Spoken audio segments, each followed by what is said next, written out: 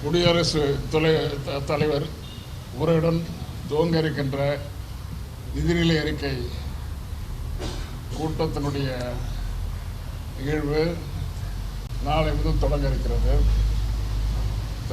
தளபதியார் அவர்களுடைய அறிவுரையின்படி பல்வேறு பிரச்சனை, தமிழகத்தை பொறுத்தவரை இருக்கின்ற பல்வேறு பிரச்சனைகள் குறித்து தம்பி சிவா அவர்களும் நானும் ராஜ்நாத் அவர்கள் தலைமையில் நடைபெற்ற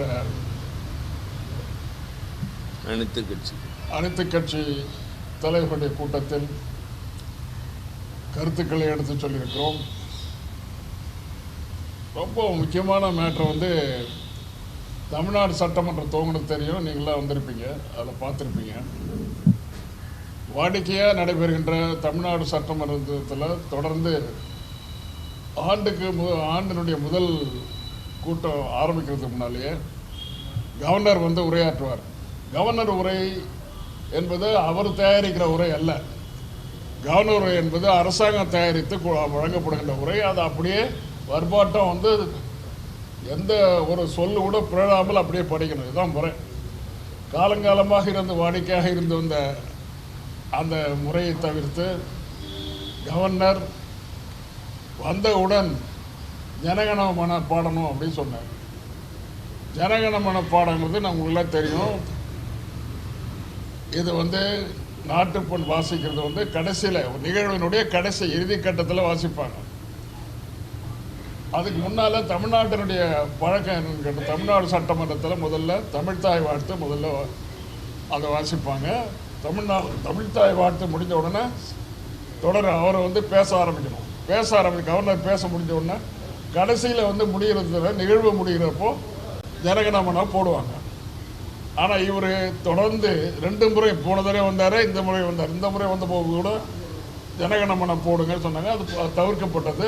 தமிழ்தாய் வாழ்த்து முடிந்த உடனே அவர் எதிர்பார்த்தார், ஜனகணமன போடுவோம்னு எதிர்பார்த்தாரு. கொஞ்ச நேரம் ஒரு நிமிஷம் பார்த்துட்டு அவரே புறப்பட்டு வாக் அவுட் பண்ணிட்டு போனார். இது மோசமான நடைமுறை. இது மிக மிக அசிங்கமாக தமிழ்நாட்டு மக்களுடைய வாக்குகளை பெற்று சட்டமன்றத்துக்கு வந்திருக்கின்ற சட்டமன்ற உறுப்பினர்கள், அதனால் தேர்ந்தெடுக்கப்பட்ட அமைச்சரவை, முதலமைச்சர், இந்த நாட்டு மக்கள் ஒட்டுமொத்தமாக எல்லோரையும் அவமானப்படுத்துகின்ற வகையில் அவர் வெளிநடப்பு சென்றிருக்கிறார். இது மிகவும் கண்டிக்கத்தக்கது.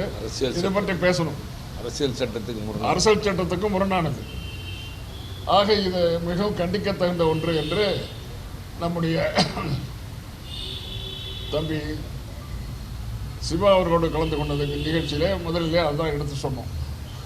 அதுக்கு அடுத்தாப்புல தமிழ்நாடு மீனவர்கள் நடுக்கடலில் போய், நம்முடைய எல்லைக்குள்ள நடுக்கடலில் போய் நம்முடைய மீனவர்கள் மீன் பிடிக்க போகிறதுக்குள்ள ஒவ்வொரு முறையும் இலங்கையினுடைய செக்யூரிட்டி ஃபோர்ஸ் அவங்க வராங்க, கடற்படை வருது, அவங்கள அரெஸ்ட் பண்ணிவிட்டு அவங்கள கொடுமைப்படுத்துறது, அவங்களோட அவங்க என்ன மீன் என்னென்ன பிடிச்சிருக்காங்களோ அதெல்லாம் எடுத்து அவங்க வெசலில் வச்சுறது, இந்த கப்பல் படகுகளெல்லாம் இங்கேருந்து நகர்த்தி கொண்டு போய் அவங்க ஊரில் கொண்டு போய் சிறை வைக்கிறது, அதே போல் மீனவர்களை சிறை வைப்பது போன்ற நடவடிக்கைகள் தொடர்ந்து ஈடுபட்டு கொண்டிருக்கிறார்கள். இது கண்டிக்கத்தது. இது பற்றி பேசணும் பாராளுமன்றத்தில் சொல்லியிருக்கோம். அதுக்கு அடுத்த ஓசூர் விமான நிலையத்துக்கு மாநில அரசு இந்த ஓசூர் விமான நிலையத்தில் ஓசூர் விமான நிலையம் கட்டப்பட இருக்கின்ற இடத்திற்கு அனுமதி கேட்டது. ஓசூர் விமான நிலைய திட்டத்துக்கு அனுமதி கேட்டது. இந்த அனுமதி தர முடியாது அப்படின்ட்டு மத்திய அரசு, ஒன்றிய அரசு ஒரு இராணுவத்தினுடைய கடிதத்தை வைத்து ஒரு ஒப்புக்கு சப்பானி மாதிரி ஒரு பதிலை அனுப்பிச்சிருக்காங்க. அது நிச்சயமாக இராணுவத்தினுடைய அனுமதி பெற்று நாங்கள் இந்த இடத்துல விமான நிலையம் கட்ட இருக்கிறோம் என்று சொல்லியிருக்காங்க. இது போல் பல இடங்களில் கட்டியிருக்காங்க. இது இராணுவ ஒப்புதல் தேவையில்லை. அது எப்படி தான் அது மாதிரி போட்டாங்கன்னு தெரியல. இது விரைவில் ராஜ்நாத் சிங் அவர்களை சந்தித்து இதுக்கு ஒரு தீர்வு காணுவோம் என்று நாங்கள் சொல்லிக்கொள்ள விரும்புகிறோம். அதுபோல் ஜாதிவாரி கணக்கெடுப்பு, தொடர்ந்து ஜாதிவாரி கணக்கெடுப்பு வேண்டும் வேண்டும்னு ஒவ்வொரு இதுலேயும் சொல்கிறோம். ஆனால் அதை பற்றி கவலைப்படலை. ஜாதிவாரி கணக்கெடுப்பு ரொம்ப நாளாக சொல்லிக்கிட்டு இருக்காங்க, ஒன்றிய அரசு சொல்லிக்கிட்டு இருக்கு. ஆனால் அதை செய்யலை. அதுக்கடுத்து கச்சத்தீவு இலங்கைக்கு கொடுத்துருக்காங்க. இந்த இலங்கைக்கு கொடுத்த கச்சத்தீவு சட்ட ரீதியாக அரசு சட்ட ரீதியாக தரப்படலை.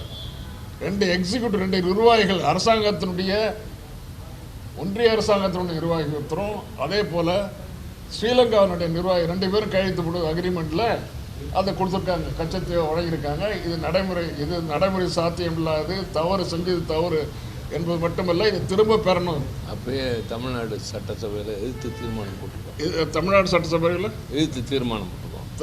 தமிழ்நாடு சட்டப்பேரவையில் எதிர்த்து தீர்மானம் போட்டு இது நிச்சயமாக இது நம்முடைய அரசாங்கம் நம்முடைய அரசாங்கத்தின் ஆளுக்கு உட்பட்ட இடமாக இருந்தது.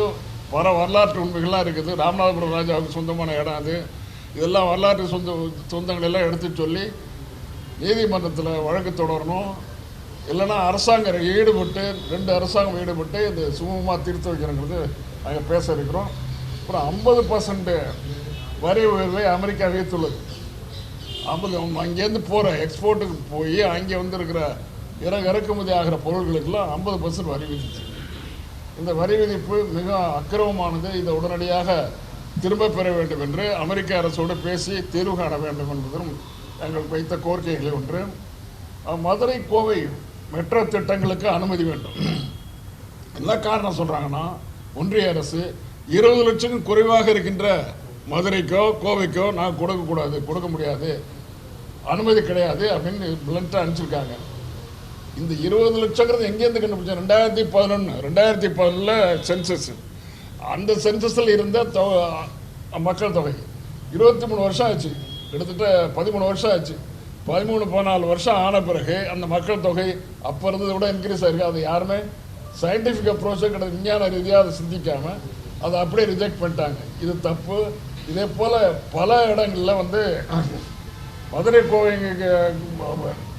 திட்டங்களுக்கு அனுமதி இல்லைன்னு சொல்கிறாங்களே, இது போல் பல முன்னுதாரணங்கள் நிறைய இருக்குது, சொல்லிகிட்டே இருக்கலாம். அது பாராளுமன்ற நடவடிக்கை முதலீடுகளை பார்க்கலாம். வெனிசுலானுடைய அதிபர் அவரையும் அவருடைய மனைவியும் அமெரிக்கா கடத்தி கொண்டு போயிருக்கு. வெனிசுலாங்கிறது ஒட்டுமொத்தமாக அது ஒரு சாவரின் ஸ்டேட்டு, நம்ம இந்தியா மாதிரி அது ஒரு சாவரின் ஸ்டேட்டு. அந்த ஸ்டேட்டினுடைய ஒரு தன்னாட்சிக்கு உட்படுத்த இறையாண்மைக்கு வெனிசுலாவினுடைய இறையாண்மைக்கு எதிராக ட்ரம்ப் வந்து அத்துமீறி அந்த நாட்டுக்குள்ள நுழைஞ்சு அவங்க 2 பேரையும் கடத்தி கொண்டு போயிருக்காங்கன்னா இதை விட அக்கிரமம் என்ன இருக்க முடியும்? இதை தட்டி கேட்கணும். ஒரு குடியரசு நாடு, ஒரு ஜனநாயக ரீதியாக இயங்குகிற நாடு, மற்றொரு ஜனநாயக ரீதியாக இயங்கின நாட்டினுடைய அதிபரையும் அவருடைய மனைவியும் கடத்தி கொண்டு ஒரு வலிமைமிக்க அமெரிக்கா இது மாதிரி செஞ்சதை இந்தியா கண்டிக்கணுங்கிறது அந்த தீர்மானத்தை கொண்டு வந்து பேசணும். அதை பற்றி எங்களுக்கு அனுமதி கொடுக்க வேண்டும் என்று கேட்டிருக்கிறோம். அதே போல் இந்த 100 நாள் வேலை திட்டம், இந்த 100 நாள் வேலை திட்டம் மன்ரேகாங்கிற பேரில் முன்னாள் தலைமை அமைச்சர் மன்மோகன் சிங் அவர்கள் நாட்டுக்கு வழங்கிய மிகப்பெரிய கொடை என்றே சொல்லலாம். ஏழை எளியவர்களை காப்பாற்றுவதற்காக, ஃபார்ம் லேபர்ஸ் விவசாய தொழிலாளர்களை விவசாயம் இல்லாதப்போ அவங்களாம் கஷ்டப்படுவாங்க. அதனால் அந்த தொழிலாளர்களை காப்பாற்றுவதற்காக இந்த 100 நாள் வேலை திட்டத்தை கொண்டு வந்தார்கள்.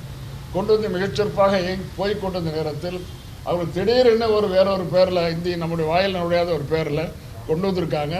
அது நிச்சயமாக விவசாயிகளுக்கு கெடுதல் விளைக்கின்ற ஒரு திட்டமாக இருக்கின்ற காரணத்தினால் உடனடியாக அதை திரும்ப பெற வேண்டும். திரும்ப பெறுவது மட்டுமல்ல, அந்த பழைய மன்ரேகாங்கிற அதே பேரில் காந்தியினுடைய பேர் எடுத்திருக்காங்க. காந்தியினுடைய பேரே ரிமூவ் பண்ணிட்டு வேற ஒரு பேர் வச்சுருக்காங்க.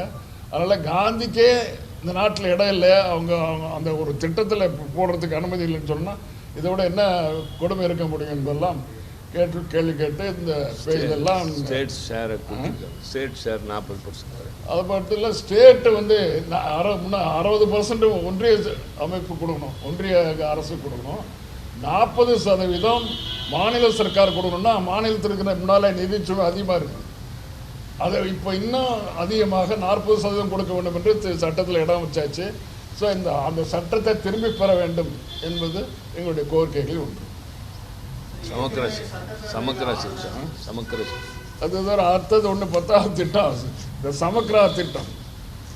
பள்ளியில் 3400 கோடி பாக்கி இருக்குது. 3400 கோடி பாக்கி வச்சுட்டு அதை கொடுக்க மாட்டேங்க. ஏன் கொடுக்க மாட்டேங்கிறாங்கன்னா லாங்குவேஜ் இஷ்யூ.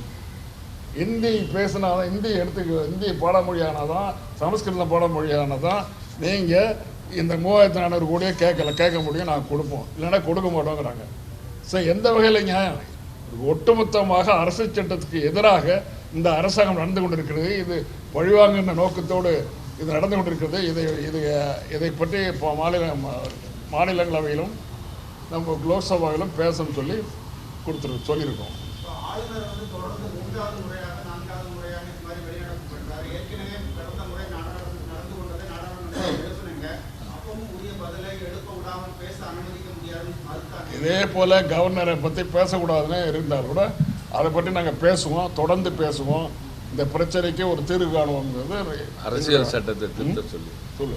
அரசியல் சட்டத்தை சொல்லு. அதாவது எதிர்கட்சிகள் ஆளுகின்ற மாநிலங்களில் ஆளுநர்கள் இப்படி தொடர்ந்து நடந்து கொள்கின்ற போக்கினை கண்டிக்கின்ற வகையிலும், இது தொடர்ந்து நடக்காமல் இருப்பதை தவிர்க்கின்ற வகையிலும் அரசியல் சட்டத்தின் 176வது பிரிவு அதை திருத்தி சட்டசபை தொடங்குகிற போது ஆளுநரின் உரை அவசியமில்லை என்ற ஒரு திருத்தத்தை கொண்டு வர வேண்டும் என்று தமிழ்நாட்டினுடைய முதலமைச்சர் கழகத் தலைவர் தளபதி மு.க. ஸ்டாலின் அவர்கள் முன்மொழிந்திருக்கிறார்.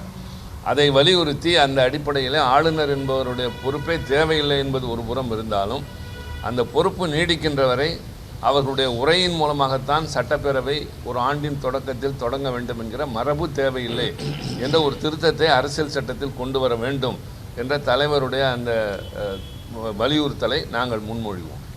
தமிழ்நாடு ஆளுநர் கடந்த 3 ஆண்டு காலமாக இதே செஞ்சுட்டு இருக்காங்க. இதே இதுதான் இப்போ கேரளா, அடுத்தது கர்நாடகா ஆளுநர்களும் வந்து தொடர்ந்து இதில் ஈடுபட்டு இருக்காங்க. முன்னுதாரணமாக இருக்கிறது நம்ம தமிழ்நாடு ஆளுநர் ஆர்.என். ரவி. இது போன்று இன்னும் தொடர்ந்து போற இல்லை அந்த மாநிலத்தில் இருக்கிற பாராளுமன்ற உறுப்பினர்கள்லாம் இதே போல ரைஸ் பண்ணுறதுக்கு அவங்க எங்களோட ஒத்துழைப்பு. அதற்கு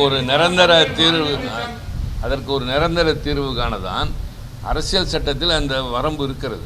ஒவ்வொரு கூட்டத்தொடரின் போதும் ஆண்டு தொடங்குகிற போது ஆளுநர் இங்கே உரை நிகழ்த்துவார், குடியரசுத் தலைவர் இங்கே உரை நிகழ்த்துவார் என்று. ஆனால் நாடாளுமன்றத்தில் குடியரசுத் தலைவர் அரசு என்ன கொள்கை குறிப்பை தருகிறதோ அதை அப்படியே படித்துவிட்டு செல்வதுதான் பழக்கம். ஆனால் அவர்கள் அதை மீறி தங்களுக்கு விருப்பமான சொற்களை சேர்ப்பது, பிடிக்காததை நீக்குவது, பாதியை எடுத்து விடுவது, பாதியிலேயே வெளியேறி செல்வது என்கிற மரபு மீறிய அரசியல் சட்டத்தை சிதைக்கின்ற வகையில் நடந்து கொள்வது கண்டிக்கத்தக்கது. எனவே அதற்கு ஒரே வழி அரசியல் சட்டத்தை திருத்தி ஆளுநரின் உரை ஒரு சட்டமன்ற கூட்டத்தொடர் அந்த ஆண்டு தொடங்குகிற போது தேவையில்லை என்ற திருத்தத்தை கொண்டு வர நாங்கள் முயற்சி.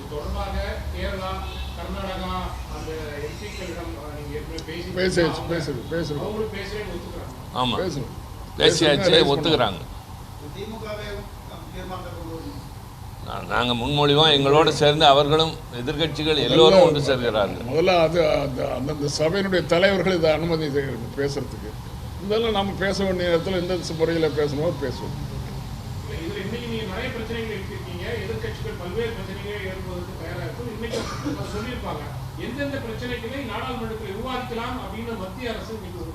அது மாதிரி சொல்ல மாட்டாங்க. அது இது அவை அலுவல் ஆய்வுக்குழு நான் பேசும்போது இவ்வளவு கட்சிகள் பல்வேறு கோரிக்கைகளை வைத்திருக்கிற போது அவர்கள் தேர்ந்தெடுத்து எதையும் உடனே சொல்ல முடியாது. எல்லாவற்றையும் கேட்டுக்கொண்டிருக்கிறார்கள். இதில் எது முடிவெடுக்கப்படும் என்பது பின்னாடி அலுவல் ஆய்வுக்குழுவில் மக்களவையிலும் மாநிலங்களவையிலும் அப்போது முடிவெடுக்கப்படும். நாடாளுமன்றத்தில் வந்து பட்ஜெட் கூட்டத்தோடு ஒரு வருஷம் நடக்கும். ஆனால் இந்த ஆண்டு வந்து ஞாயிற்றுக்கிழமையில பட்ஜெட் தாக்கல் செய்யப்படுகிறது. அது ஒன்றும், அதாவது ஏற்கனவே ஒரு முன்னுதாரணம் இருப்பதாக சொல்கிறார்கள். தேதி தான் கணக்கு. நிதிநிலை அறிக்கையை பொறுத்தவரை கிழமை கணக்கு கிடையாது, தேதி தான் கணக்கு. அதனால ஞாயிற்றுக்கிழமை சனிக்கிழமை என்பதில் ஒரு பிரச்சனை இல்லை. அமெரிக்க வரி விதிப்பால் வந்து திருப்பூர் போன்ற இடங்களில் வந்து பெரும் பாதிப்பு ஏற்பட்டிருக்கிறது. பட்ஜெட்டில் அதில் ஏதாவது இலக்கு ஏதாவது பார்க்கணும். அதாவது சிறு குறு தொழில், அதாவது நீங்கள் சொல்கிற நூற்பாலை டெக்ஸ்டைல்ஸ், அதே மாதிரி கடல்சார் பொருட்கள் இவையெல்லாம் பெருமளவிற்கு பாதிக்கப்பட்டிருக்கிறது. விவசாய பொருட்கள் பாதிக்கப்பட்டிருக்கின்றன. ஃபார்மசூட்டிகல்ஸ், மருத்துவம் தொடர்பான பொருட்கள் எல்லாம். எனவே அதற்காக ஏதாவது ஒரு நிவாரணம் தேடுகின்ற வகையில் வழிமுறை காண வேண்டும் என்பதை ஏற்கனவே நாங்கள் வலியுறுத்தி கொண்டிருக்கிறோம். இந்த கூட்டத்தொடரிலும் எந்தெந்த வாய்ப்புகள் வருதோ அப்போல்லாம் நிச்சயமாக அதை வலியுறுத்தும்.